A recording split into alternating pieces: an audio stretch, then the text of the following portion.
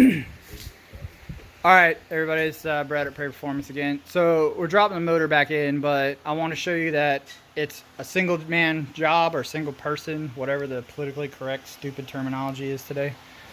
Couple tech tips. So we replace the converter. If you know that you're going to use the spacers, which 99.98% of the time we use the thin spacers on the Circle D converters, I just go ahead and silicone them to the outer bolt holes, and then I use one of the bolts in the converter just to make sure that they're centered up. So that's tech tip number one. Well, actually, and going along with that, just so that you the other thing I do to make sure that we seat the converter the whole way is I basically lay this across the edge on the far side over there, and then I mic in to the converter to make sure it's the same depth. Then we know if we need a spacer or not. So we absolutely recommend aftermarket motor mounts. These are the BMRs. If you'll notice, we leave them loose so that the motor can settle and sit. Now, once you got these in place, you're gonna tighten all this down. I haven't done it yet because I put red Loctite on there, and you'll squish these down a bit. So this side gets the short bolts. The side over here gets the long bolts. Now, they send a little spacer that goes right there because of your oil drain back. Now, two trains of thought on this. Both are acceptable. I leave the bolt out of here because of the alternator ground wire. You can slide it in once this is down and then tighten the bolt, or if you want, you can grind the paint off of here and ground it that way. So that's all pretty easy. Again, leave all that stuff loose, let the motor sit down in place and then settle itself. So once you have it attached to the trans, everything's bolted together, then you can go back in and tighten your 4 bolts on both sides, and then these 2 hold down bolts. So in the end, I will have help with this install once it's in the car, but I want to show you that it's pretty easily done by one person. So I'm going to hand the camera off and get this thing done. All right, so right now, as you can see, this hood actually helps out because it's already cut for a higher amp. However, even if it's stock, you have enough clearance to get over the radiator support and the radiator.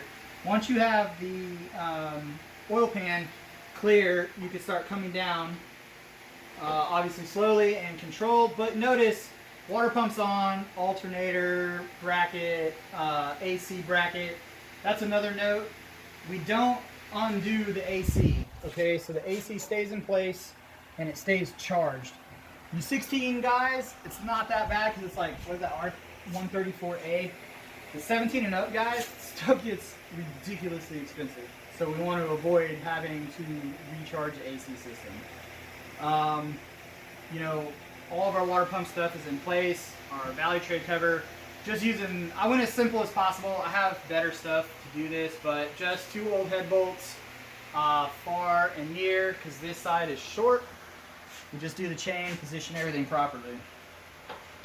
Notice the car is only 18 inches maybe off the ground. So you can still lean over and do stuff. But I'm going to get the motor down as kind of low as I can get it before it starts touching things. Then I'm going to push it in just a little bit. Notice it's going to want to start to turn, which isn't a big deal. As we come back, we'll start to hit the engine cowl, which is fine. It just takes a little finagling here and there. If you're not confident of having the water pump on there, then don't put it on. It comes off quite easily regardless. So as it goes in, and just as we start to clear the cowl, now I want to start pushing the motor back. Some things you have to be cognizant of. If you look straight down here, as you're coming down, you have to clear the steering mechanism, this lower shaft here.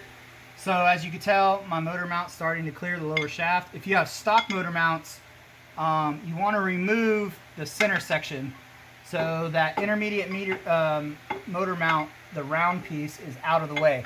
That's the only way that you're gonna get the motor down and against the bell housing, push it into place.